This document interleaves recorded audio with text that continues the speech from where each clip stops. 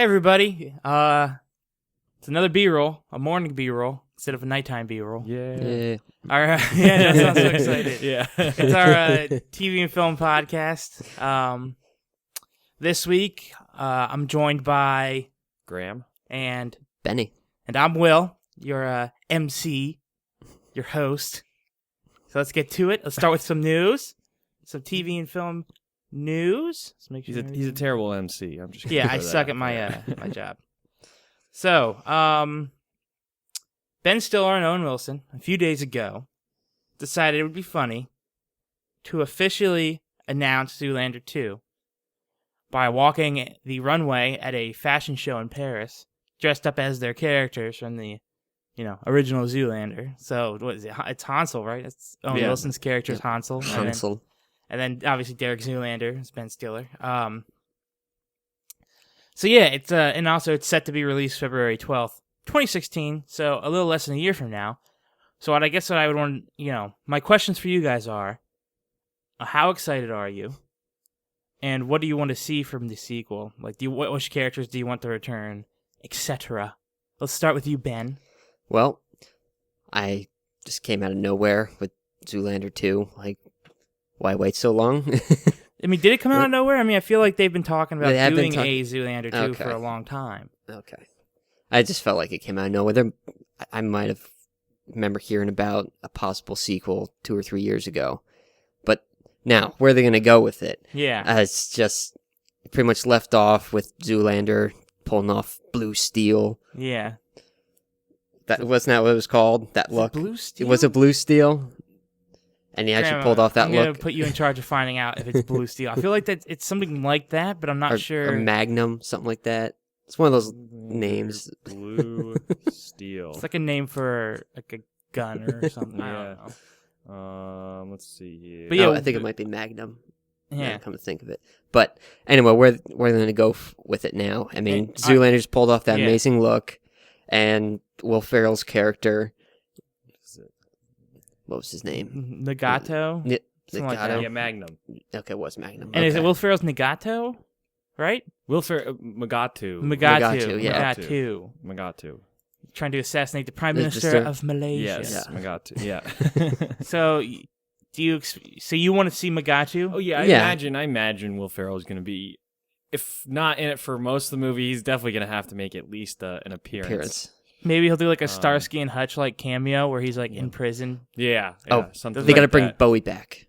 They have to bring David Bowie back. I'm excited. First off, I want to say like I love Zoolander 1. I think it's really funny. Whenever Ben Stiller is like completely in charge of a comedy, it tends to be very good. Like Tropic Thunder, and he did Zoolander 1, like directed and everything. So, obviously I'm excited. I know that Ben Stiller's the type of guy who knows comedy enough not to make a bad sequel. Mm-hmm. I mean, obviously the Night at Museum series, we have to forgive him because those aren't his movies. He probably made them for kids. I mean, exactly. He made them for kids. They're meant for kids. They're not. And actually, as a kids movie, they were pretty good kids movies. Yeah. Just not meant for. I guess somewhat educational with all the historical figures. But yeah, I guess I'm excited. I love Zoolander. I want to see Billy Zane. I love when he shows up. That whole like walk off scene. Yeah. It is so good. Yeah. With just David Bowie as the judge, or as one of the judges. I just love that scene where Lily just try and just shake off your underwear. Yeah. And like, how the fuck does that happen? He pulls it out without. But yeah. Think Donald Trump will make an appearance? I think part of the humor, and they could repeat the humor from the first one by having the same cameos, just at different moments. Yep. Like bring back like John Voight and Vince Vaughn as his family, and like David Duchovny shows up at one point. Like they almost have to with this. This is the type of series where you bring back characters like that. Absolutely. It'd be kind of funny if it kind of revolved around the school that charitable school where children don't read so good. What is this? A school for ants? The sun has to be at least 3 times as big. Yeah. At least 3 times. Yeah. That'd be funny if it kind of revolved around that plot. They're trying to take the school away, I mean, that's how the first film ends, right? He's at the school, Mm-hmm. like they've opened the school. I mean, but then it's not a fashion movie, though. It's not fashion. I But think then it he should has to be- somehow raise money to make it, Okay. keep it in place. Yeah, you got to find a way to put fashion in there, and you got to have an enemy who's trying to like ruin Zoolander. Graham, Who would you like to see as the enemy? I kind of would like to see Woody Harrelson as the enemy. yeah, I mean he'd be think he'd an be actor funny. who'd be good to bring in as a Yeah, he just does a new character. Yeah, I does- think he'd be cool. I want to see him come in. Yeah, he does comedy very well. Yeah, he does. Geez, who else? I don't know. There's so many people who could potentially come in and play a villain. Well, see, I'm thinking of like all like fashion people just really dressing in ridiculous outfits. Lady Gaga. Why What not? about her? I mean, she's someone who would make a cameo. Yeah. A appearance. cameo appearance. she could Logically, cameo. like Derek is friends with Lady Gaga. Yeah, that I could mean- be funny. That could absolutely be funny. I mean, I hope Jerry Stiller. I mean, he's still around, right? I mean, yeah, I think he he's should still make around. an I don't- appearance. God, who would play the enemy though? I mean, that's the question there. I don't know, like Paul Rudd could do it. Paul Rudd. Yeah, That'd be Paul Rudd. funny. I don't know. You get Jack Black. Jack Black. I don't know if Jack Black. Yeah, would that's. I'd be fit interested to in see how. why would he be an enemy of Zoolander? I don't know, but At what he point does he come into Zoolander's sphere? A Yeah. person like that. Yeah, I'm sure Um, they could find a way. Bill Murray. That'd be awesome. Yeah, that would be great. Get him to do straight up comedy again, which he Yeah. hasn't done in forever.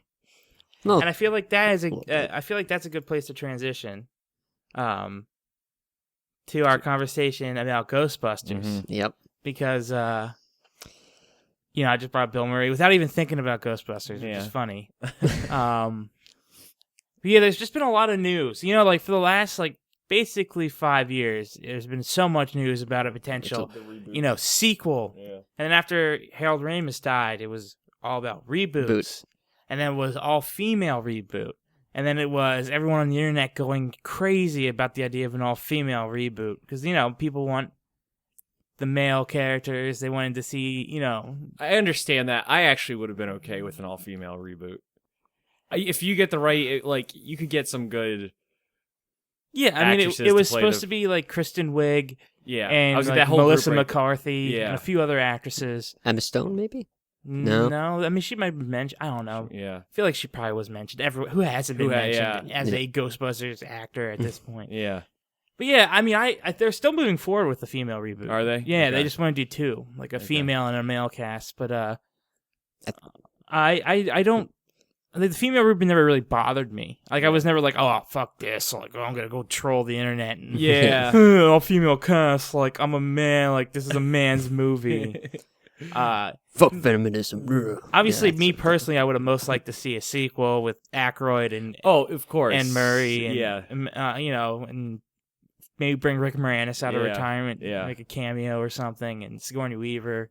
Yeah. But I'm fine with both reboots. Yeah. I would only see when I heard about the all female one, I'm like, all right, well, if it's funny and it gets good reviews, I'll see it. yeah. Who's directing that? Do we know who? The Russo brothers are going to be directing Okay. the all male reboot. Okay. They Okay. directed Winter Soldier, I believe. They're those guys. Okay, I enjoyed that. Yeah, it was a competently made action movie. So, obviously, they could probably pull off a big scale action comedy. They're not really action comedies, but there's a level of action to them.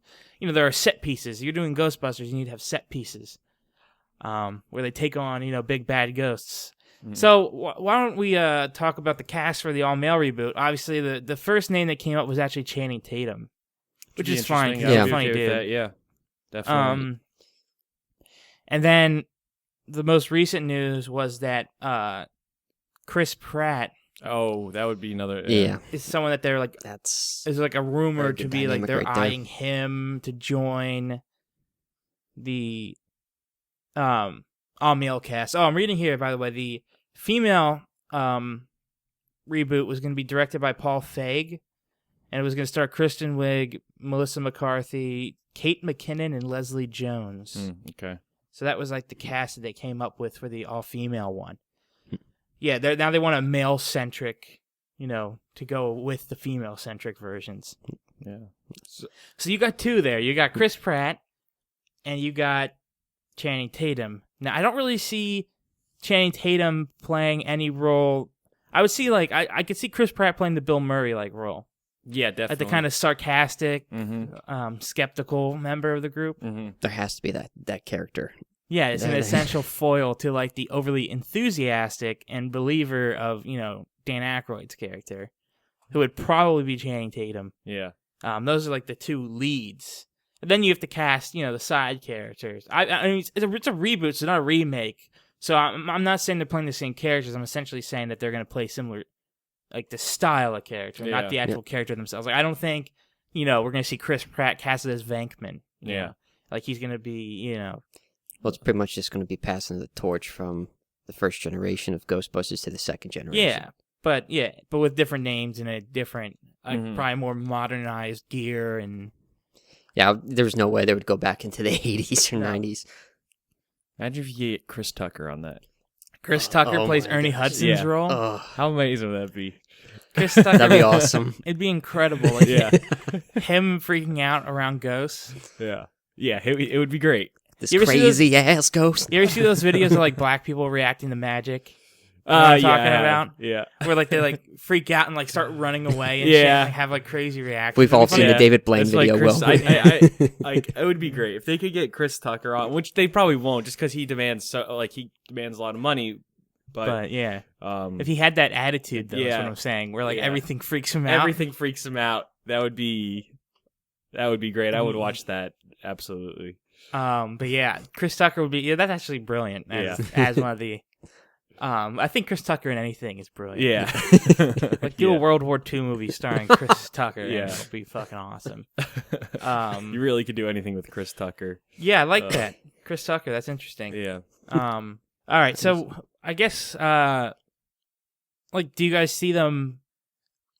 I don't know. Would you want them to move away sort of from the style of the first one with, like, the silly ghost? Maybe do something more realistic and scary? No. Yeah, I was going to say no. That's the thing about Ghostbusters. Well, so go ahead. Well, yeah, it was that's where a lot of the humor comes from. Yeah.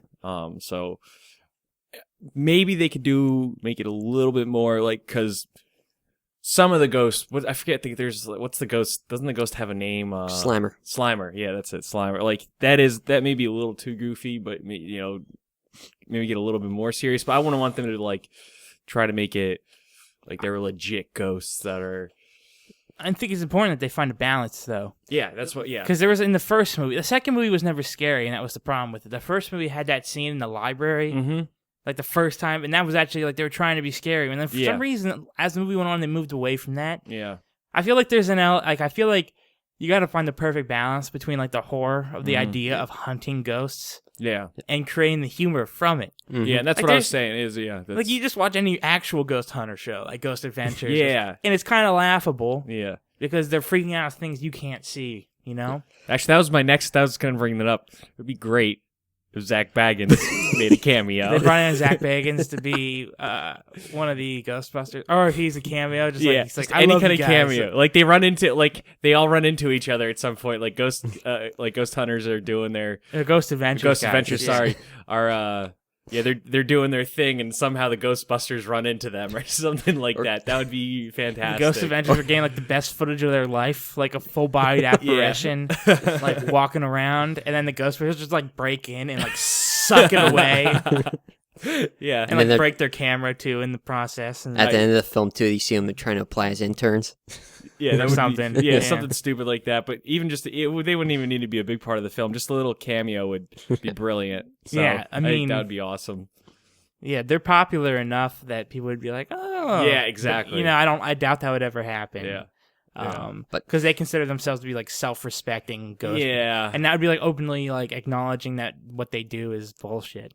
I don't know if it would be openly acknowledging that. I guess it wouldn't. No, I guess it's just them being like being having funny. Fun. Yeah. Well, you can make fun. You can make fun on a serious situation, even if they do think it's serious. I do like feel like part of Ghostbusters is them like trying to show how point out how ridiculous the idea of ghosts are. Yeah, with like ectoplasm and like, yeah, and then the whole entire what was that thing called where they actually captured the ghosts and contained them?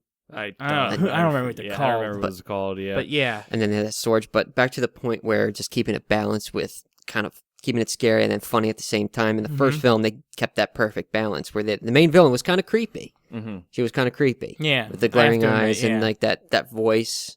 Wasn't there a scene with like a refrigerator? Yeah, that was freaky. I remember that scene scaring was the shit scary. out of me when I was like, Zool. yeah. Yeah. Zool. Yeah. And of course, Sigourney Weaver being like demented. That was a little freaky. Yeah. What does he say? Like, I am the key master. Are you the Yeah. gatekeeper? Only Rick Moranis can do that. I am the key master. But yeah, Oh, good times. God, there's so much they could do, and so many people they could cast in a reboot. Yeah. Part of me hopes that they still like really consider bringing back the original Ghostbusters in some form, because like I don't know, I just felt like that series ended on such a meh note. Like it wasn't a bad sequel, it was just not they a could good bring 'em- sequel. They could bring them back in a manner that like maybe they're retired, but they've trained their new. Yeah. That's always. I mean, it's cliche, but it's still a good way to bring them back in. That's definitely an acceptable role for Yeah. those guys. Or maybe It's just- yeah, Passing the torch. Yeah. maybe you copy 21 Jump Street and have them just show up at the end Yeah. You know what I mean? Yeah. and like help them out. Yeah. They could anything. They could do that, but I mean, I think they would be able to find some way to get them in there. Yeah, it'd be funny if the new Ghostbusters are like posers, like guys who are trying to like do what the old Ghostbusters did but better. Yeah. And then like the old Ghostbusters like show up and like one up them and just like show like old dogs can still like. That would be cool too. That's one way to do it. That Like would be they have cool, no too. connection. Yeah. I'm sure that they'll. I hope they'll find a good way to. Without Harold Incorporate Ramis, them, I feel yeah. no Egon. Yeah. It's sad. Yeah, it is. Rest in peace, Mm-hmm. my R.I.P. boy. Oh. So why don't we move on to other news, TV news. We'll move back to TV. Mhm. HBO finally announced their standalone app Yeah. called HBO Now. Because you know how there's HBO Go? Yep. And then people use HBO Go a lot, so everyone was like, well, why don't you just make a standalone subscription app? Kind of like a Netflix where you only stream HBO. So they did. And now, they have brought HBO Now. Now they brought HBO Now. Wrapping it around. So, how quickly do you think this HBO Now will kind of phase out the whole? Do you think it'll ever phase out their getting it directly through cable?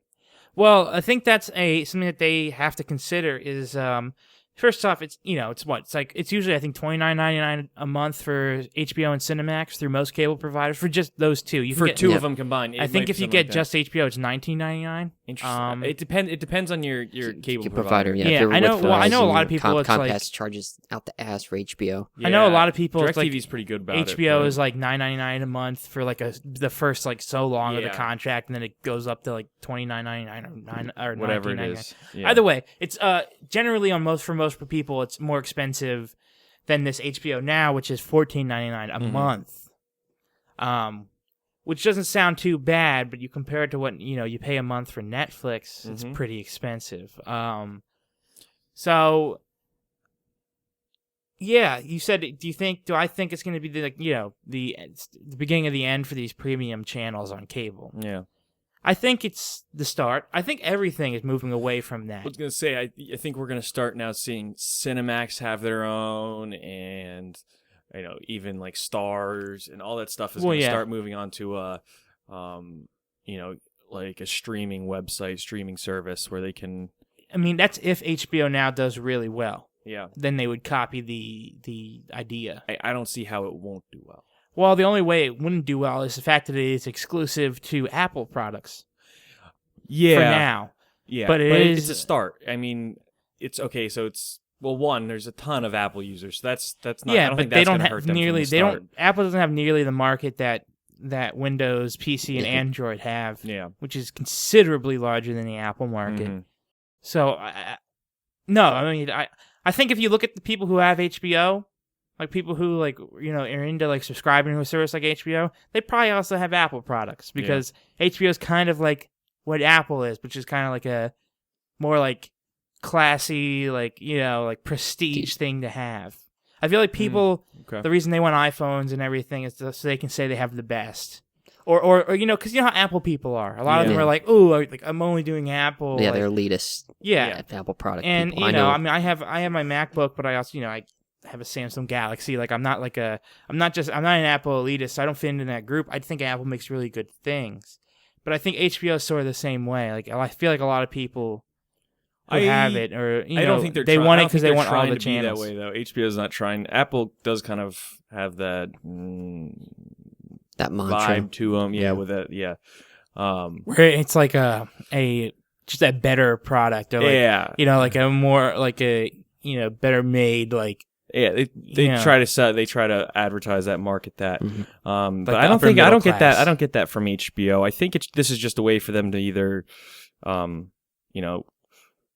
Trying to something grow out their new. customers. Okay, let's try to grow with let's try to get a lot of Apple users now. And I think it's just to kind of test the waters. This is, I think, pretty soon, if it does well, which I do think it will do well, you're going to quickly see it go. It's gonna go.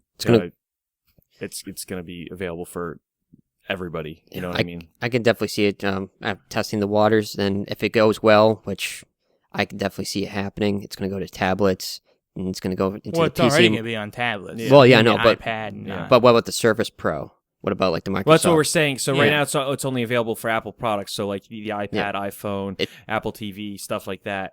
But people who don't own Apple products are going to want to use this as well, Yeah. without having to go through their cable provider. I see it Yeah, as it's only a matter of they time. probably Yeah. agreed on like a timed exclusive. Yeah. Like it'll be on Apple products for the first 6 months, and then after that, it'll release on Android and Windows. Yeah, depending on how it does, and yeah. I was a little upset they announced it was an Apple exclusive, Mm-hmm. because when you do that, I feel like you estrange a number of your fans. I mean, I was reading comments to a lot of the articles about this, and people were just saying like, "Oh, I hate Apple." Like I was real interested in this, but now that it's an Apple exclusive, I don't know if I'm interested. Obviously, these are just words. People like to do that. They make comments because they're emotional in the moment. When it comes time, they'll probably still get the Exactly. HBO Now when it releases for their Windows or Android. But I personally have very little interest in it. See, I'm of the mind if you can spend $15 a month, for this app, you could probably you most likely could afford the TV as well, the cable with it. And Yeah. I'm just so like, I don't know, I'm old fashioned. Like I know this is how TV's moving and all this stuff. It's moving to internet services and app based products. But, Yeah, I don't actually know if I agree with that there. I think. Well, I was just saying like I'm old fashioned, so like, Well, I prefer yeah, to have the. I know, but I don't think it just like if they can Cable. afford this, that means they can afford the TV with it, or because this is, think about it, I mean, how much can you end up paying for cable a month? Some people can pay upwards a couple $100 a month for cable. I feel like a lot of people pay upwards of a couple $100 a month for cable. Yeah, exactly. So it's pretty cool to see that you could almost have, if you just want to do an internet service, you could then also pay these, because even if you combine a Netflix and Amazon Prime and HBO now, it's only going to end up probably costing you a few $100s a year. Yeah, it would definitely cut back, because you wouldn't need cable anymore. But that's only if you watch Pretty those inexpensive channels. is what I'm saying, is compared to. So I could see how that Yeah, would but upset that's a lot of people. Only if you watch TV for movies and Yeah. TV shows. Like, what about all the people who, like HBO and sport? I'm just sports. That's the only. It's yeah. It will for a small percentage of people mm-hmm. be a venue for them or an avenue for them to go where they can cut costs. Yeah. I just feel like though, if you're one of those people like me that needs, you want your Food Network Yeah. or HGTV, and you also want, sports, then like you could probably just afford to bundle in HBO instead of getting this HBO I get Now. you. So I think it's going to do very well though. Like you said, Graham, it's probably going to be a cost. It's going to be a way people can save money and Mm-hmm. But they're going to have Apple products, and the people who have Apple products generally, like a lot of them aren't necessarily struggling maybe as bad because, like I said, they are.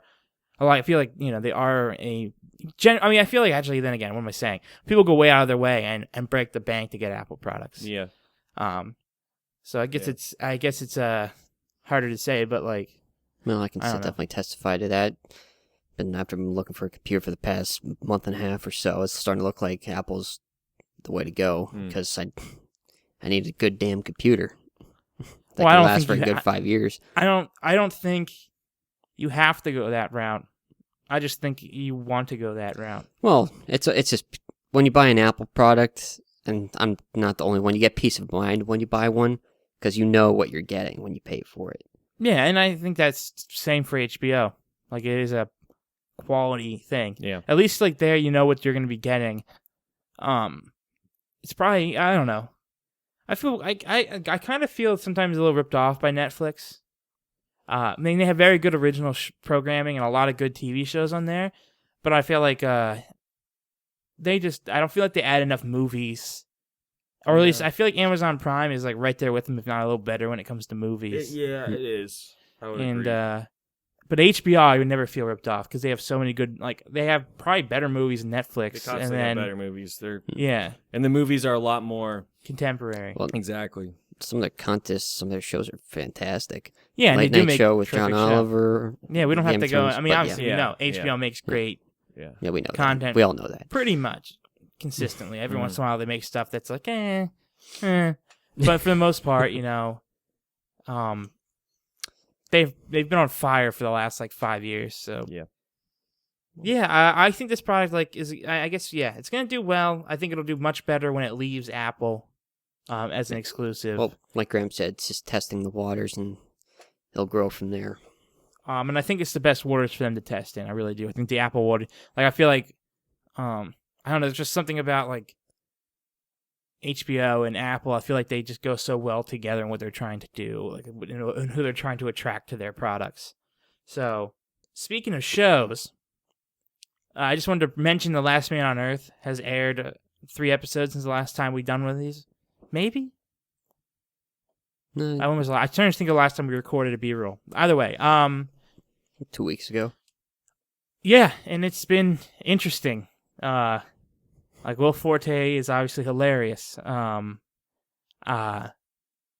know Noah's been watching. I thought you watched, Ben, but I found out today you haven't. And I think you would enjoy it. Well, I feel like shows to watch. the title of the show, The Last Man on Earth, and then, spoiler alert, have it be about the last man and woman on Earth. It kind of ruins it a little bit. Because, like, I honestly thought the show would be big and bold, and, like, the writers would be clever enough to come up with a show with content with only one actor, like a one-man show.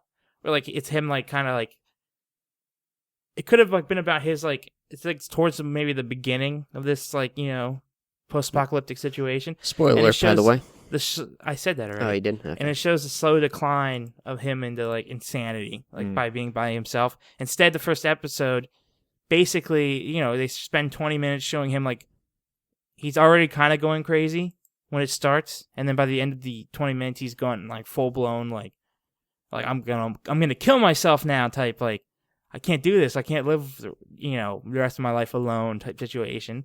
And at the end of the first episode, the woman shows up, and of course she's annoying, and then it goes from there, and I'm like, okay, yeah, that's great.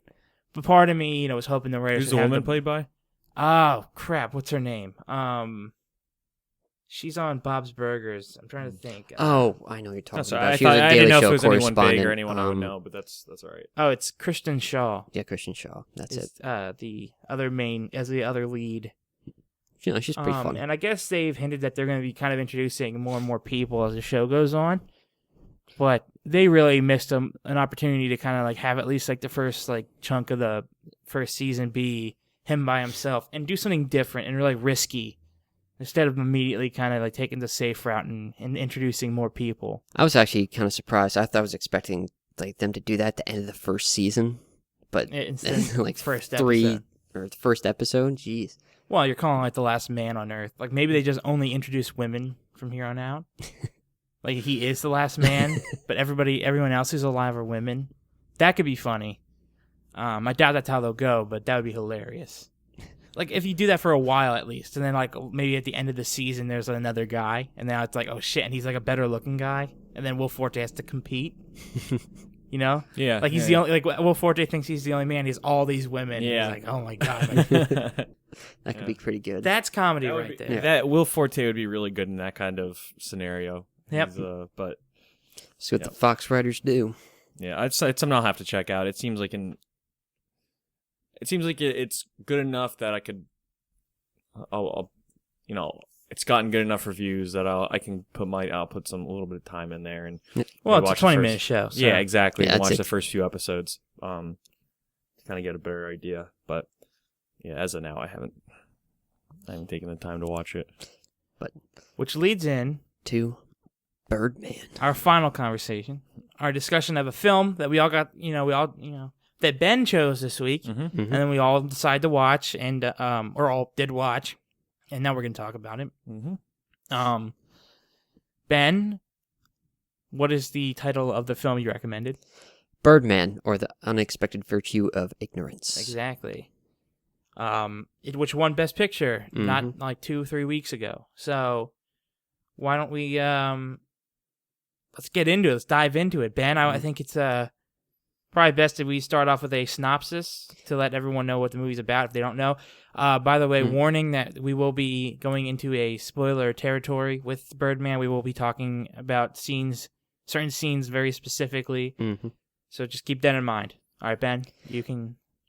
Well, Synopsis. okay, synopsis. Well, just basic criteria here. We start off with an old Michael Keaton character who... Old Michael Keaton character. Yeah. I'm sorry, Ben. I had to cut you off there 'cause that's funny. Like that's a typical style, like foil character. I know. Typical, old Michael Michael- Keaton-like character. Sorry, Michael. Happens Sorry, to be man. played by Michael Keaton, Keaton.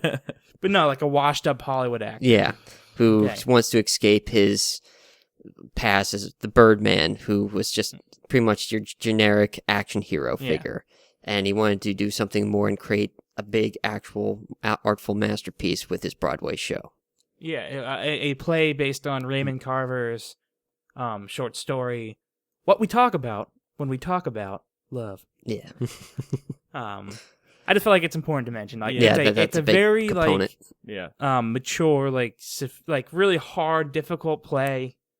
And it's a Raymond Carver story, so it deals with some very serious themes. Yeah. So he's a washed-up Hollywood actor. Continue. Yep. And he has a daughter who came back from rehab Mm-hmm. and divorced. He's trying to make it out in New York with this Broadway play based on Raymond Carver's story. Mm-hmm. Yeah. He's just trying to, It's that struggle between him escaping his past and trying to make something, a piece of art that he's been trying to do. to set his legacy. This has That's what he wants legacy, to- exactly. Yeah, that is the premise. Yeah, Mhm. like washed-up Hollywood actor, trying to pull off a very, difficult play to pull off on Broadway. And he wrote and directed it himself. Mhm. It's And- his first play, and he's trying to distance himself as much as possible from, the Birdman moniker. Obviously this was written for Michael Keaton. Birdman, Batman. Yeah. Like he even says like his last Birdman movie was in '92. The last Batman movie was in '92. 92. So like, there's a lot of obviously like the script was like written for Michael Keaton. Michael Keaton is the type of actor who just doesn't have the name power that he used to have. So it's a very appropriate Yep. role for such an actor. And Yeah. I wanted to say all the character names so that when we talk about it, we can go by character names instead of actor. So Michael Keaton's character's name is Riggin. Yep. Riggin Thompson. Regan Thompson. Mm-hmm. Then there's his daughter is Samantha. And then there's Mike Shiner. We'll just call him Shiner. Okay. That's easy to remember. That's Edward Norton's character. Mhm. Yep. So there's Riggin, Samantha, and Shiner. Mhm. Those are the main characters that we'll be talking about. And then there's, if you need to know the other names of the other, there are, obviously a few other actors in there. Usually we start this off by, or continue it by talking, or you have anything more you want to add to the synopsis? So no, that was pretty much what I wanted to say. All right, so why don't we move on to, I guess we could, Opening statements? do you want to have opening statements, or do you want to go right into likes and dislikes? Likes and Yeah. dislikes. Yeah. All right, so why don't we start off with what we liked? We'll do what we liked, each one of us, the most about Birdman. Yeah. I feel like, well, who wants to start? So wait, we're doing what we liked and then what we didn't like. Start off with what you liked, and then Ben will say, and we'll kind of go back around. Yep. So, Yeah. what did you like the most? Well, first? I mean, what I liked the most, everything was very technically sound. You know, the acting was great by almost everybody, and even like the directing, the shots were awesome. Like those lengthy shots that they. Yeah, well, it's they're almost like it's the it's whole the the whole movie is continuous one shot. Yeah, it's the continuous the way it's shot. filmed. Yeah.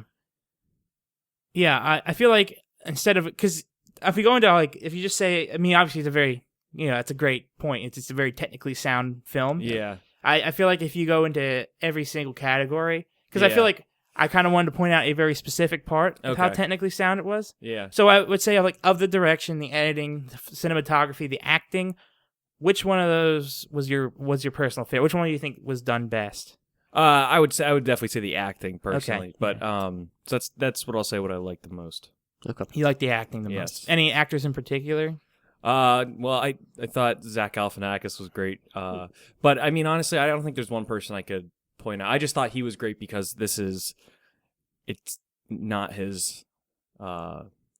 He usually he's obviously the comedy guy, so Hangover, it's interesting to see. It's yeah. interesting to see him come in here and actually knock it out of the park with a drama film like that. Or I guess kind of drama. It's kind of a black comedy, dark comedy. It is. I feel like he's one of the more comical characters. That he's there to be kind of like he's still serious. Comedic relief, yeah. But there are moments where like he gets a phone call and he like bobbles his phone and Yeah. shit, like stuff that's supposed to make you laugh. But actually, honestly, everybody. Edward Norton was great. Emma Stone was great. Michael Keaton was great. They're all. I don't really think I could pick out one specific. Oh yeah, person. I mean, 3 people were nominated for acting yeah. awards for this movie. Yeah. And, All right, Ben. Well, aside from the acting, the technicalities of making this film, they showed off their stuff phenomenally. And one of the key points, and it's just one of the little things I enjoy, just the constant drums, just keeping things in motion and always The jazz drums. Yeah, the jazz drums, and it just kind of showed with Broadway that, as you said, it's a lot of long takes. Everybody has to remember the lines, and it kind of coincides with Broadway in that sense.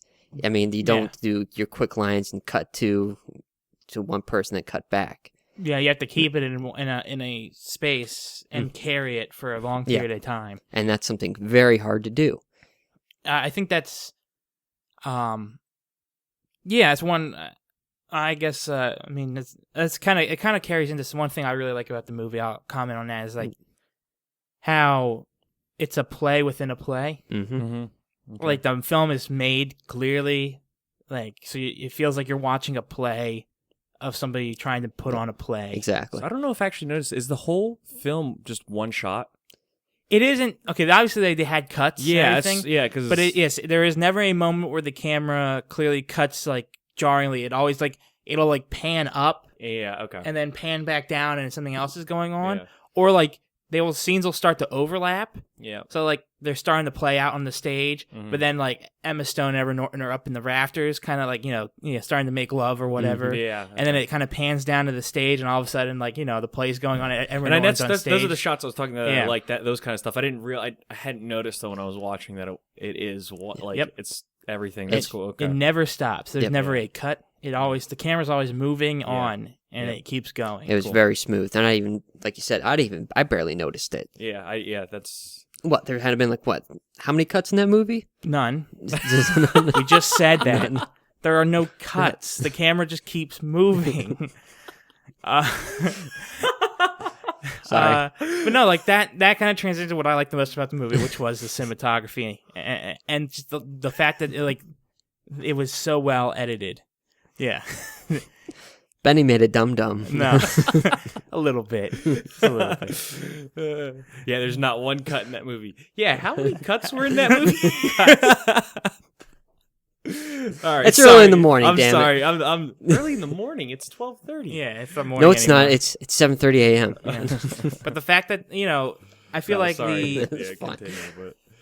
the cinematography and the editing were my favorite things. Obviously, the editor, his job was still very hard because he had to make it look like one smooth take, basically the movie being one long take. And like clearly with the camera, what they had to do was film a sequence, then have the camera basically lock into place.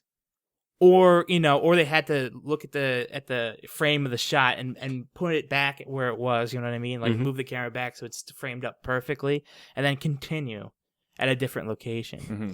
Could you imagine being the editor for this film since it was only one take?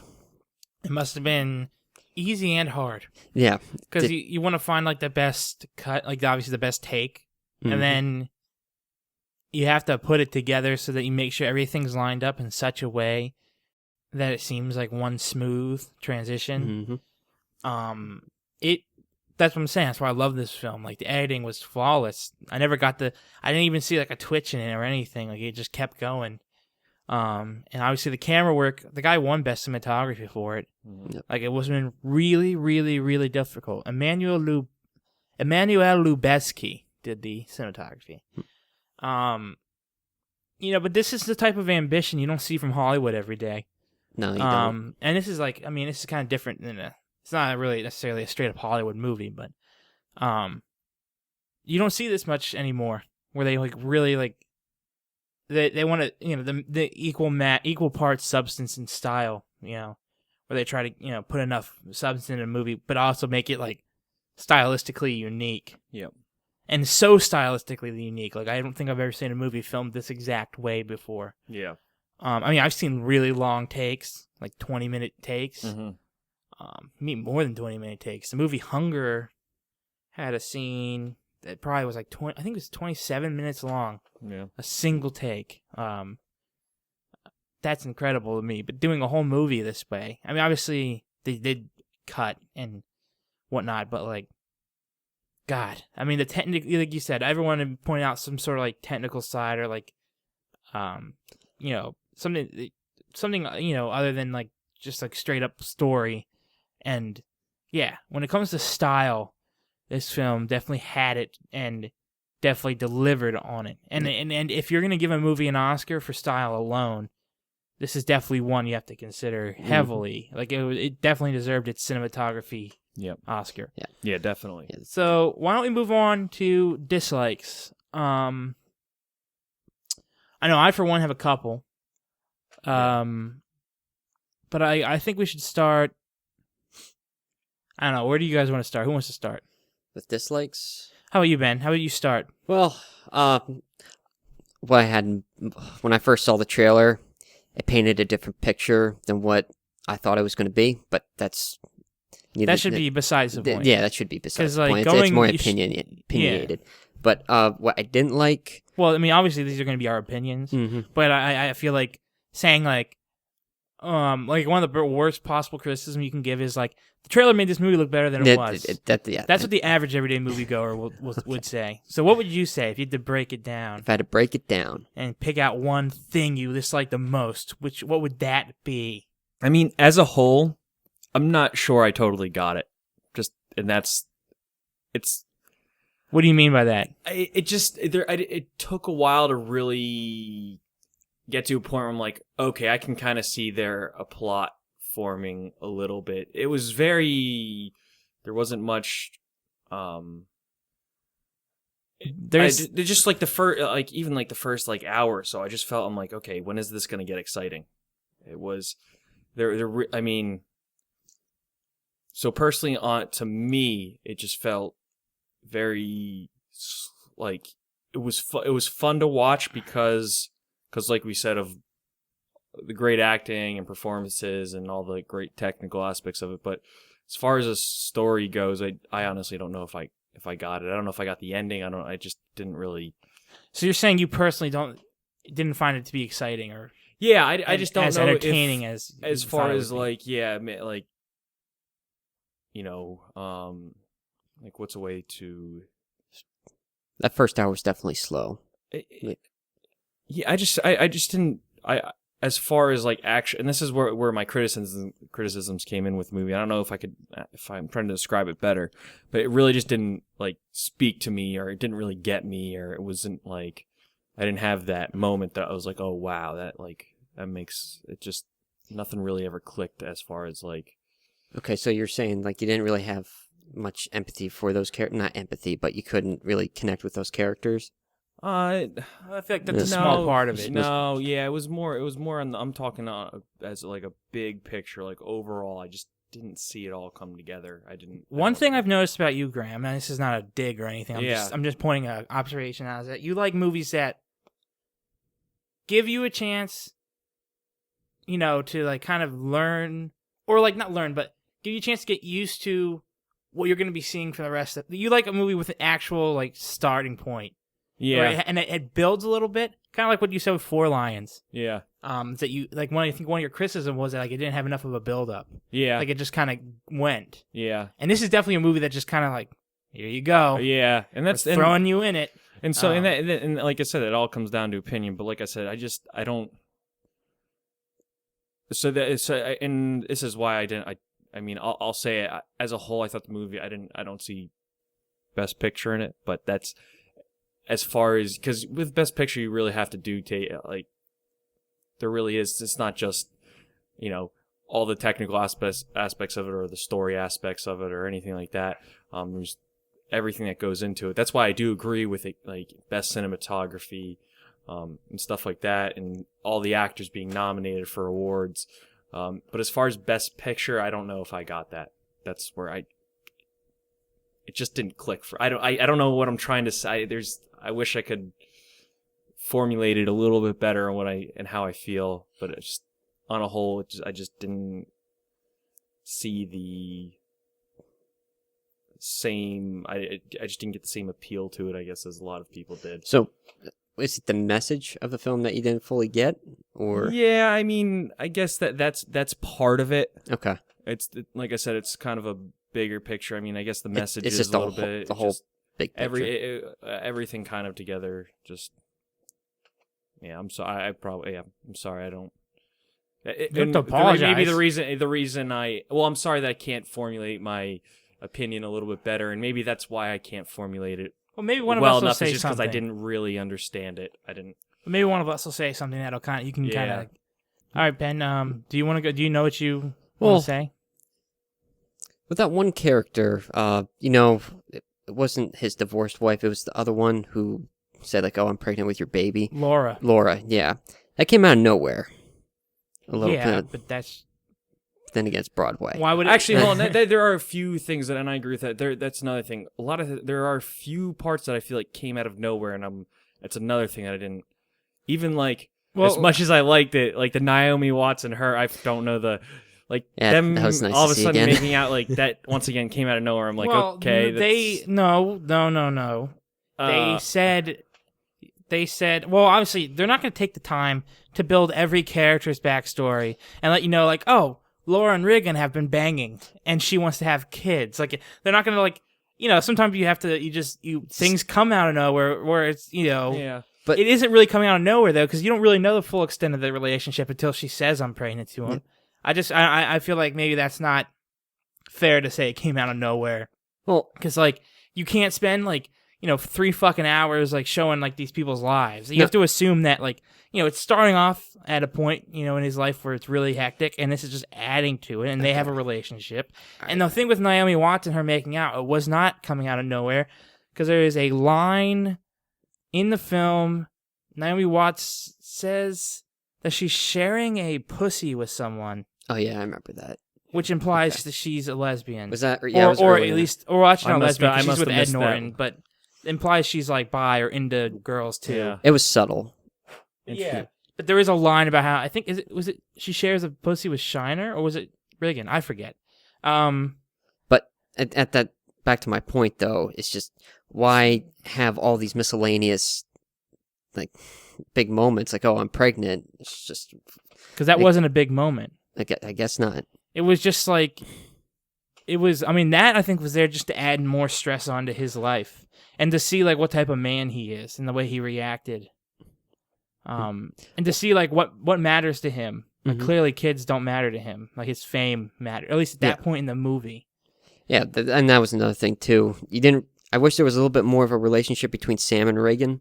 I mean, there was, 2 or 3 scenes where they actually talked it out. That I can understand as a criticism. Is like, they don't really interact all that much, and you maybe can't get the full extent of their relationship from the scenes that they have. Because by like the second or third scene that they have together, she's tearing him a new asshole. Yeah. Especially with the scene where Reagan found Sam smoking a joint. That's the same. That's the scene I'm talking about. Yeah. So you're saying that your main criticism is that certain things seem underplotted. Yeah, the character development could use some little more work, but other than that, it was solid. See, I would disagree because I think the only character that really matters in development-wise is Reagan. You get a little bit of development from Ed Norton's Shiner. His character goes through a little bit of a change over the course of a movie. But this is really a movie about Reagan, and the supporting characters are there to help him develop. You know what I mean? So if you're saying there wasn't enough development with her character, well I don't think it was ever intended to be, because like I said, and with an ensemble, you can't develop every character. Well, I'm not saying just the development of her character, it's the development of that relationship between the two. That was my main point. I wish there was a little bit more there between father and daughter, because obviously she was going through rehab. She's got out. I mean, but then again, this movie's all about Reagan. Yeah. And you're starting to see all the different phases or different aspects of his life come together while during the stressful time trying to make his big masterpiece. Yeah, I mean, we all know, like, I like I said, I understand where you're coming from, maybe feeling like certain interactions were done too few, like there weren't enough of them, and that like some of the supporting characters, you couldn't really, figure out what you think of them because they just didn't get their time to breathe and like have their. But at the same time, though, I feel that the intentions of the film are made clear in the beginning, that all the other characters around Reagan are sort of there to, as devices to get him towards his end point. Yep. Everything revolves around Reagan. But perhaps there are enough scenes with Ed Norton character and Emma Stone's character that, you start to actually like get to know them. And I can see where you're coming from, where it's like, don't give us like a taste of these characters and then just remove them. Because towards the end of the movie, they stopped focusing on anyone but Reagan. Yep. And I felt like that was a little like, yeah, Ed Norton's character just disappears. He sort of did, yeah. And Emma Stone, like they're just kind of there then. Yeah. Like they don't have any subs. They have all these really good conversations up on the roof of the theater. Yeah. Mm-hmm. And they have 2 like long scenes up there. And Ed Norton has a bunch of good scenes with Michael Keaton where they talk about acting. And which I failed to mention, one thing I really loved about this movie, if I had to pick up something else out other than the editing and cinematography, were the scenes between Michael Keaton and Ed Norton. Yeah, I would agree. The first hour of the movie didn't bore me as much as it did. I didn't find it as slow as you guys did, because there were scenes there with Ed Norton and Michael Keaton where they first off, that first scene where they meet, and then Ed Norton already has the lines memorized, and they're kind of like shooting ideas off each other, or at least really Ed Norton's giving Michael Keaton like acting tips. Brilliant. Like it's something like I haven't really seen many movies where they like go into like actors go into detail about how to actually act. Yeah. Because you can tell like they kind of drew like each actor kind of drew off their own personal experiences and brought in their own experience to make their role as theater actors more believable. Like clearly Ed Norton was maybe even like showing off maybe part of his process a little bit. Yeah. And those scenes, that first scene where Ed Norton Shiner shows up, he's like, let's just get right into it. Let's just get into the script. That's where like, ignore the script. I know the lines. Like, let's just. That was a conversation I really did enjoy too. It's just because you didn't know whether or not, because they had to act to do this too. They had to act to full out. You don't know. It looked like literally you're just watching their process and seeing how they go through the acting and go through the script. Exactly. When you're an actor playing an actor, it's almost like you're not acting anymore. It was like it was sort of like them just doing their thing, and it was like just showing you their process. And that's what made it so interesting. Yep. Yeah, it was fun to watch just to see them go into the script and then come out of the script and go through the points that they wanted to make. It was just it was interesting to see because you don't see that much of that. And yeah, I Don't see mean, how much of obviously that side that's of acting. partly scripted, but I imagine there was a level of improv there. Oh, Yeah. And there also, had to have like, been. you know, a level of realism there. They wanted you to believe, like, this is how actors, you know, process scenes and change it up and change their delivery. And obviously, Ed Norton's very good at it. And Michael Keaton's shown as being a little less good at it. But I think, obviously, Michael Keaton in real life is a, you know, good actor, and he knew what he was doing. But, like, yeah, so there was a level of acting there. But it was real. And then there was a scene later, probably around the 45, 50-minute mark, where he confronts Ed Norton after Ed Norton gives like a kind of a bogus interview and gets the front page in the art section of the New York Times or whatever. Yeah. And it pisses off Riggin because it's his play and he feels like Ed Norton's trying to steal the spotlight from him. And he confronts Ed Norton in his underwear and they get into like a little bit of a scuffle. And at one point, Michael Keaton has him like pinned up against like a locker. Yeah, that was a good scene. And, I know, yeah. you know, like Keaton like convinces Riggin convinces Shiner that he's you know, that he had been like molested as a child or whatever, just to prove to Shiner that Riggin can act and stuff. Yeah. And like scenes, I don't know, it's just thinking about the scenes between Norton and Keaton. They were really good. They were the best good... scenes in the movie. Yeah. Yeah, Like, they were. I would agree with that. They were, and actually, that's when we were gonna. I did really like that scene right there with the where he comes in, he kicks him out of the tanning bed. Mhm. It's like that was just the whole that was great. That whole sequence was Yeah, maybe the best in the movie. yeah, They really fed off each other in those scenes. So I felt like I wanted to bring that back up because I didn't mention it when I was talking about what I like. I should have mentioned how much I love the scenes between Ed Norton and Michael Keaton and how I felt a lot of those scenes early on, especially when they're just showing the acting and them like pretending to act or acting, whatever, you know, acting within acting. yeah. Those scenes I felt like, you know, kept that first hour entertaining to me, especially just the prospect of being able to see more of that.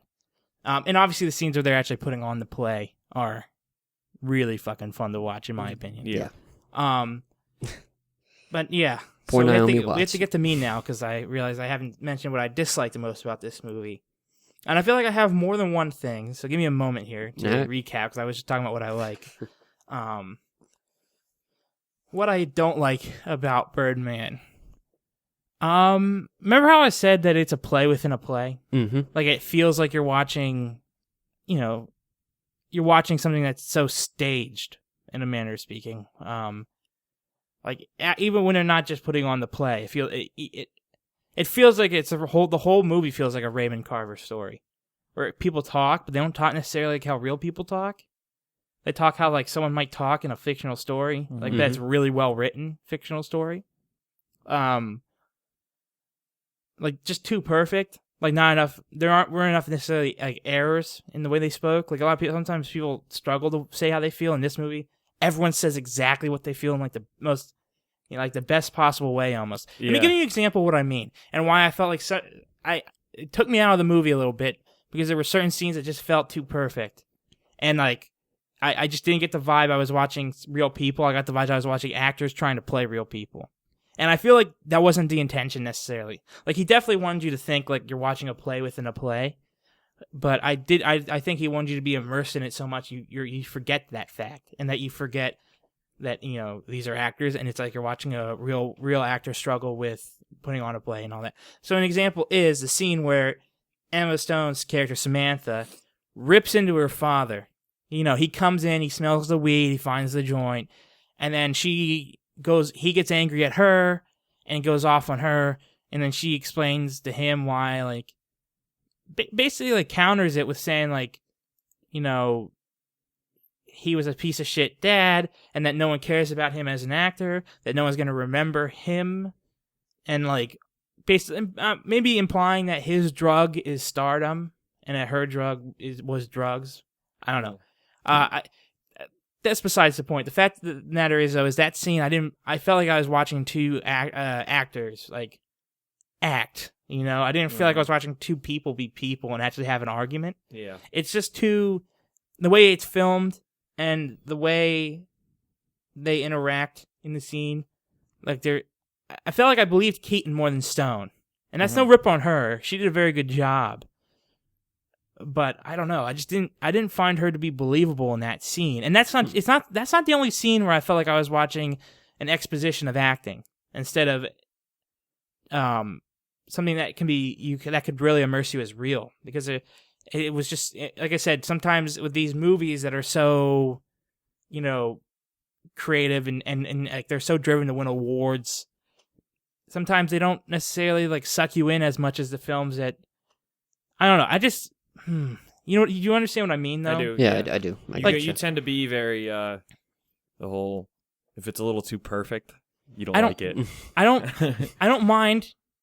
Like, yeah, I don't mind sometimes things being a little too neat. Yeah, it's or sort of like neat. stories coming together well, such a way that it's like, oh, it's like I kind of saw like predictability isn't a big deal to me. Or nor is happy endings or anything like that. But one thing I can't stand is when I can't get immersed in a story because the actors are trying too hard to act, or they're doing their job so well that I can't, not so well, but so neatly, like, or what's the word just I don't know. It's just Precise? it wasn't human.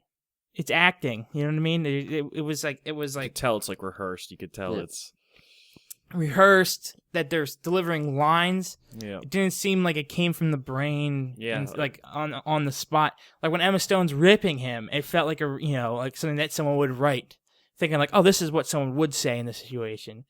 But I feel like if it's a daughter who's criticizing her dad who neglected her, it would have came off differently. It would have felt more real. Instead, it did feel like a scene. This is just one scene. It just felt like I remember at the time just kind of like sitting there like, this seems too fake. Like I just don't find this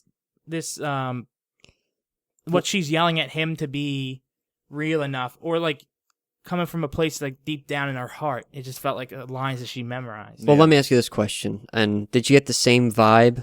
Because when you mentioned that that the way that was written, that scene, did you get that same vibe with the bar scene with the main Broadway critic and Michael Keaton, where she's... Yeah, that could be another scene. Because I kind of got that vibe too from him. I was like, oh, From these that are just scene? labels. And he completely rips her a new asshole. But then she finishes by saying...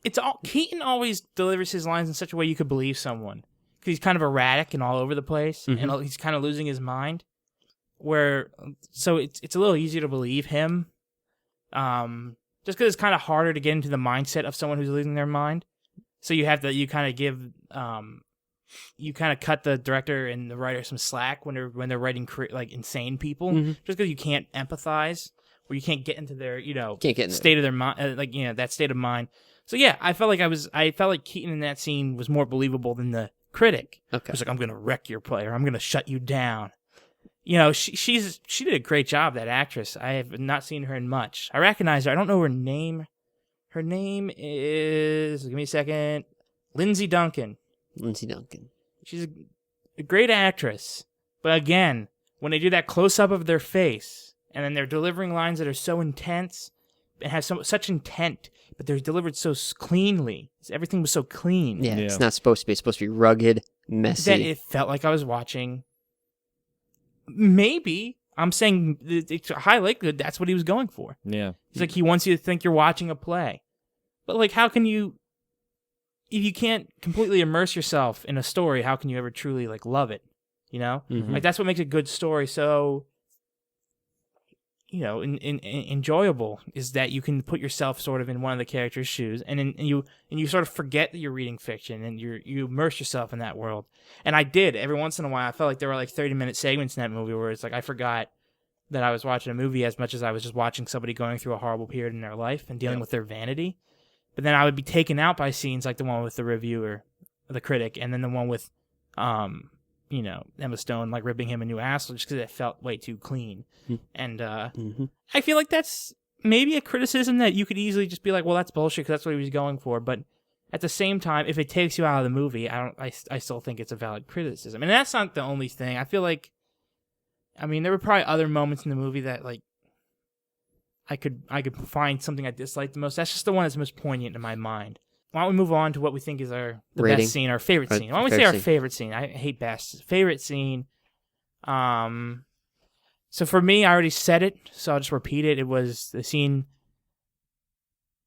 I guess, actually, I'm gonna say I preferred the scene with Ed Norton when he first shows up, and Michael Keaton knows nothing about him, and Shiner's there. Shiner's Ed Norton's character. Shiner shows up, and immediately wants to start reading lines and doing scenes, and Regan is not really necessarily ready for that, and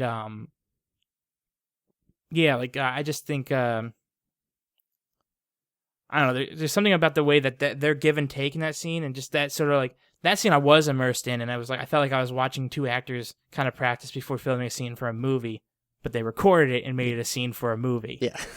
And it was exceptionally well done, and I really enjoyed Ed Norton's presence in Michael Keaton's like kind of like learning from Ed Norton's character, and it was really, really fun to watch. Reminds me of the scenes in Whiplash where like J.K. Simmons kind of telling Miles Teller like how to like play jazz and stuff, and like you're seeing like a very skilled person do art, and it was just I felt like that was my favorite scene. Okay. Who wants to go next? I'll go. Oh, it's kind of can I say it's kind of a combination? Sure. Okay.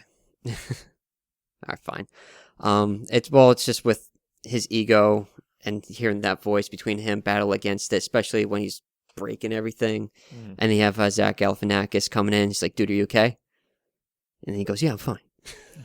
Oh, you like that scene? Yeah, I love that, and when you finally see the full ego apparition of Birdman and his ego, and then you see him float above the ego apparition of Birdman and his ego. Well, sorry. It sounds like it's this like sidekick. Yeah. Birdman and his ego. Well, it is His partner ego. But I feel like we should elaborate that over the course of the movie. Michael Keaton's character Regan, hears the voice of Birdman in his head, and it's sort of like it's his vanity, his ego talking to him, and he tries to drown it out. He tries not to listen to it. He's tormented by it, and like that's a recurring theme during the course of the film is that he hears Birdman in his head, and then he's doing things that aren't necessarily possible, like levitating stuff, like breaking stuff, turning off the TV with his finger. Clearly, and then the scene you're talking about with Zach Galifianakis is like the first scene where you realize, like, obviously, the movie is telling you that that's all like in his head, because Zach Galifianakis comes in and he sees him actually breaking shit, like throwing stuff against the wall. Yep. Where before that, it looks like he's like telekinetically throwing things against walls and like setting stuff on fire when it's really just him doing it himself. Yep. Yeah. And that scene kind of helps bridge the gap between the fantasy and the reality of it. So that is actually a very important and good scene. But you like the scenes where it's him and his ego kind of fighting each other. It's just interesting to see how it grows, and then near the end you see it completely just go out of control. But yep, that was my take. Yeah, my favorite scene was the one where he actually shoots himself. And he's going. They're doing because you've seen him do this scene now 3 or 4 times throughout the movie. He's going through and he catches Ed Norton's character and Naomi Watts' character in bed together. Yeah, and so you've seen him do that scene a couple times, and I kind of been waiting for it. I kind of knew that he was gonna eventually shoot himself. It was just really cool to see how he had this actual gun. It's a real gun in his hand. He's like waving around at people. They go out of the way at the audience, and then he shoots himself, and everyone's kind of like you just see him go down, so you don't really know what happens. But the audience is kind of like what do we do? They couldn't even tell. They didn't know if it was real or not. Yeah. And eventually, they just get up and start clapping for a guy who just shot himself. Yeah, everyone except for the critic who gets up and just leaves. And you're like, what? Does she not like that? Yeah. He just shot himself on stage. Yeah. And I like how, before that scene, they show him pull the gun out. And he clearly, like, just for the sake of the film, he takes the magazine out and shows the real, like, hollow point bullets. Yeah. And he fucking loads it back up and chambers the weapon. The only thing that I wish that we could have seen, like, Ed Norton's reaction to that. That bothered me a little bit at the end, not being able to see that. But sorry, that just came to mind. I wanted to. Do you mean his immediate reaction or his reaction? No, his later? reaction, like coming into the hospital, seeing him come to the hospital would have been cool. I felt like one thing they missed out on was giving his character closure by showing him maybe come to the hospital and give Riggins some respect for what he did. Yeah. I just felt like, with the whole Ed Norton and Samantha storyline never got any end, really. Yeah. And just Ed Norton in general, his characters kind of like stopped being important in the last like 30 minutes, and it would have been a good way to say like, hey, like we showed you a lot of his character and we made you like him a lot, and you realize he's a complex dude. Here's a good way to have him, like, we're gonna give you one last scene with him where he's so you can have some sort of closure with his character. I feel like you never got it. I almost want like a spin-off sequel about his character. Yeah. But so there's no ending for him. Yeah, and that's why I was hoping that scene would have like that would have been. I was like really when I saw that scene, I really liked it. I'm like, oh, I want to see what Ed Norton has to say about that. Yeah. And then we didn't get to see it, which sucks. Is another thing I didn't that bothered me about the movie was the disappearance of some of the characters at the end. But anyway, that scene right there was, I thought, an awesome scene. I thought he did a really good job in that scene. It was that whole sequence where he's talking to his ex-wife. Yeah, and and then she leaves because he's getting called down the stage, and it's like he's like pushing the envelope. So you're like, oh, like is he gonna make it to stage in time? And you see him load up a gun, and he's kind of talking to himself. Yeah. So you're like, shit, is he gonna kill himself on stage? And he walks down and like immediately starts the scene. Like he just starts knocking on the door. He takes like one breath before. Yep. And he goes out there and that whole sequence, I agree with you, is one of the better ones. There were so many scenes like that in this movie that you can point out and say like, wow, this was incredible. Yeah. Which is, I think, partly due to the actors doing such a great job. Yeah. Yep. And it's a movie that tries to like one up itself in every scene. Yeah. Because it's basically dialogue sequence after dialogue sequence. And there's nothing to fill it. And I would want to give a shout out to one more scene or one more sequence, and that's him getting his robe stuck in the door and having to walk down Times Square with only in his underwear, and everyone's like taking. It's like, oh, dude, can I get an autograph? Yeah, that was also a great scene. I thought it was a hilarious scene. It's one of those scenes that's funny at the same time. You're like, it's cringeworthy because it's like, oh my god, that's horrible. That's. Why don't we let's come? I'm gonna come up with like a fake award. Let's call this the why don't we say the best Birdman appearance? Could be either in his head or on screen. Birdman appearance. Can I say mine? Yep, go ahead. Yeah. Well, I like when he's like trashing the room and he like the bird. Does he throw the Birdman poster and he throws it? Yeah. And the Birdman's like, oh, I like that. I thought it was a good poster. Yeah. Then actually, I was trying to think of that. That was a great moment. Yeah. I'm trying to remember. There's a moment where he's talking to a character, and that character leaves, and then Birdman pops up in his head, says like, "Wow, wow, she sucks," or like, I think it's after he talks to the critic. Yeah, maybe, yeah. Or maybe it's not. I don't know. There's just a scene where like I just thought it was great how he just kind of pops into his head like a perfect moment, like, wow, like she's horrible. Yeah, like, she's sucks. Like, well, actually, one of my favorite ones was like right in the beginning. It kind of feel like I have to make the comparison to Apocalypse Now, where he's like Saigon shit, where he kind of goes right in the beginning. He's like, oh, how the fuck did it come to this sort of deal? The very first time he talks to him. The very opening scene.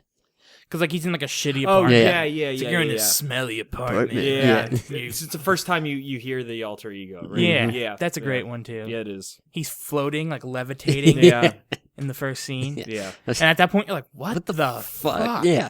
Then as the movie goes on, you're like, oh wait, this is all in his head. Yeah. Like clearly he has a really big problem with the vanity. Yeah. And like that Birdman ego he's trying to strip himself of, but it also controls him. Yeah. But so yeah, I feel like those are all really good segments. Birdman's an important part of the movie, and I feel like if they did there were some times where I was like, all right, I'm a little tired of this, like this bullshit, like suspension of disbelief, like watching Birdman, him flying, and but like I understand why it's there artistically. Like I could do without it in a movie because, like I said, it takes you out of it. But yeah. All right, best performance, favorite performance. I mean, I kind of already said mine. I don't know if I could choose one, but it'd probably go to God, I want to say Michael Keaton. Same. right? Yeah. I same, Yeah. but Norton was so good. Yeah, I think I would give it to Ed Norton. Just 'cause I feel like Ed Norton's probably a better actor than Michael Keaton, and I just love his. You give it to Ed Norton. I'm gonna give it to Michael Keaton. I give it to. I'm gonna give it to Michael Keaton. I'll give it to both, but if I had to pick one that I preferred, it would be Ed Norton. Yeah, Michael Keaton was very good. Ben? This movie was made for Michael Keaton, so. But Ed Norton was pretty damn good. I know. And it's very, very hard to choose. Yeah, why don't we just say it's both of them? It's- Ed Norton, yeah, Michael seriously. Keaton, you both deserve Deserve- awards. You didn't get any, but you got awards here, and that's what matters. Yeah. If you want to make an appearance, anytime. the B-roll Please. award. The B-roll mug and cup Cup. awards. Which leaves one last thing, our ranking, Yep. Mhm. our rating. I've flip-flop back from 8 or 9 out of 10. Now, here's the thing. When I see a movie that's special, I tend to give it a higher rating than maybe I even, like, that even correlates to, like, how much I liked it. You know what I mean? Yep, Like, I I try to go a little bit more objective and just say, like, how special was this movie to what's, what everyone else is making, in comparison. And should my ranking reflect how I feel about it alone, or should I add in how I objectively see, like, how well this was made? And, sometimes it's hard. That's what I feel like a lot of critics struggle a lot of times with, like, should I just base it on my opinions, or should I also acknowledge how well a film does certain things, compared to other films, and give it a better rating because of that fact? So I think I'm going to stick with an 8, though, An 8. because there were so many moments that took me out of it, and there were like just a little bit too many moments of just You I wanted had more. a word I wanted to say, but you know what I mean. Like, too many scripted, clean scenes of where I just I couldn't get on board with the portrayals of those characters in those scenes. Now that's obviously that may be bullshit. You might think it's bullshit, but this is just how I feel. So yeah, I'll give it an 8. How about you guys? Well, the technicalities were perfect 10. No ifs, ands, or buts. That was just perfectly done. Script writing, that could have used some work. But, What? well, I would give the script writing What would you give the movie? Just give the That's movie a fine. rating. 8 out of 10. 8 out of 10? Yeah, Okay. a solid 8 out of 10. Solid. Not a soft. Now, Graham, Yeah. if I had to guess, you're going to give it a 7. But that's just my guess. I think a 6. I think even you couldn't get on board with a 6. I'm leaning towards this. I actually was leaning towards a 6. Jesus. A 6. Here's that's the fine. thing is, okay, honestly, like I said, I don't, and maybe I just need to watch it again. Yeah, I mean, it's I a movie think- you have to watch more than once. I think I needed more time. I mean, I just watched it yesterday. I haven't had, so I've had a little bit of time to think about it. But at the same time, like I said, there's a lot of it that I'm not sure I still understood. It was fun to watch because of the acting and the cinematography and that stuff, but that's not enough for me to say that this is one of my favorite movies of all time. So, well, you don't obviously, but I but there's a lot of movies that I think are 7s and better than this. So, Wow. Okay, that's insane. So I think you're ranking it purely on just what you feel about it, and not Yeah. like objectively at all. yeah. Well, how else am I supposed to? I know. Well, there's certain ways to do it. That's what I'm saying. Like, some people rank based on their opinion, just purely on what they felt. Yeah. And some people rank on a combination of what they felt and also how they like objectively see the movie in comparison to other film. And that's And why that- I give an 8, because probably based on I'm- personal opinion, I give it a 7. But then I take in all the other things into account, like the quality of the acting, the quality of the editing, and quality of cinematography, and I have to give it an 8, just because it's like those aspects are too often ignored Well, that's what I'm saying is that I think those were so great, and that's probably why I'm bringing it up. to a 6. Yes. Well, then you need to see it again. Yeah, because like I said, I'm not sure I totally understood the point of the movie. Well, I think Birdman has a point Point. about like vanity and like celebrities and maybe even like superheroes and like how like And I saw some of it it. may not be the purest form of acting. I saw some of it, but I don't know if I was totally there. And like I said, maybe it just needed to rewatch it. I've had that happen many times where I haven't liked the movie and I've watched it again, and And it's- you yeah. And I've had it happen the other way. if not too, with- enjoy it more, you respect it more. Yeah. So Yeah, I and know you're coming Maybe I from. just need to take time to kind of sit on it and think about it a little bit more before I. But as of now, I'll give it a No, 6. I respect that. I'll give it a 6. I like It it. probably is it's probably a 6. Probably it pushing a. It could be. I could say it's probably a little higher than a 6, but not there at a 7. So, but I'll leave it at a 6. Yeah, no, that's good. I like that we're a little different here with our. I mean, Ben and I obviously enjoyed it more, but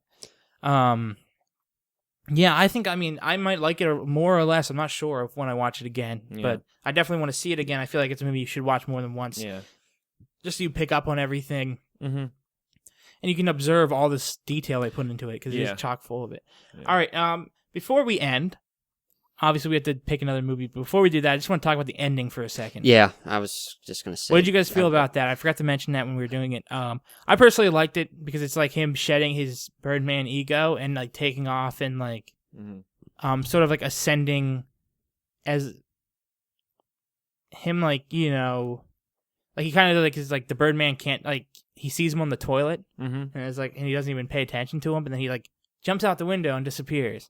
Yeah. And it's because it's like, I guess it's like a metaphor for him like shedding his past and moving forward in the future as a new actor and a new man. And I really enjoyed it. It's similar to Take Shelter in a manner of speaking, where it's like sort of that ambiguous, like, what the fuck happened type ending. Yeah. But yeah, no, I enjoyed it. Do you guys like it? I don't know, I kind of felt indifferent. You didn't care either way? Yeah,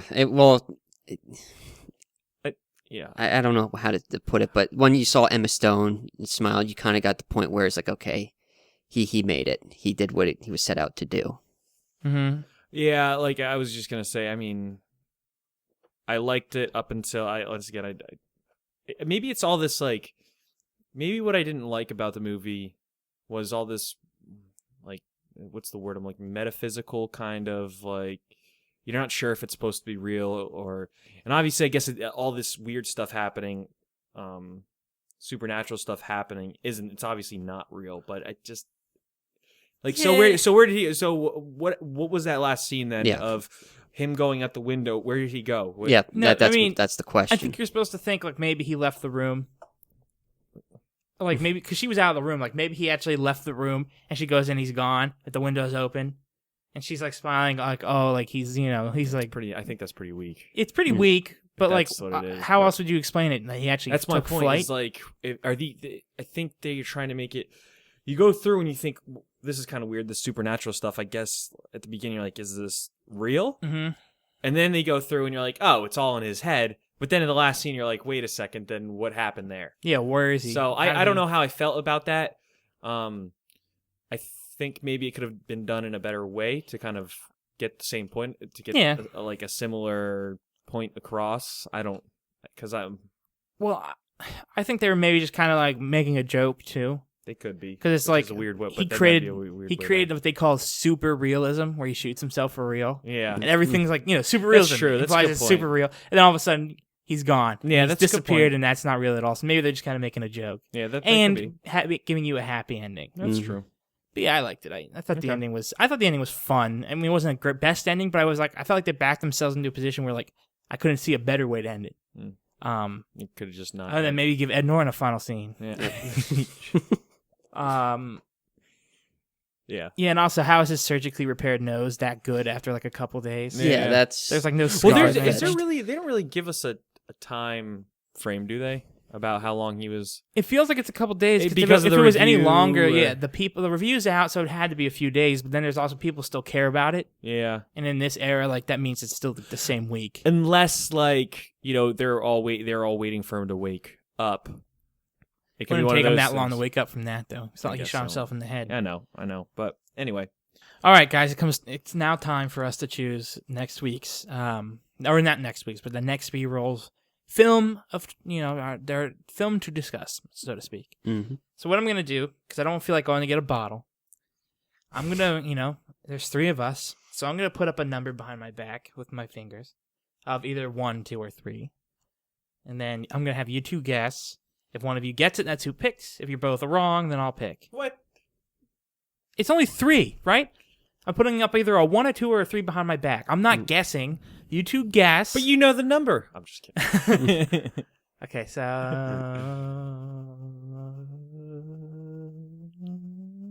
Okay.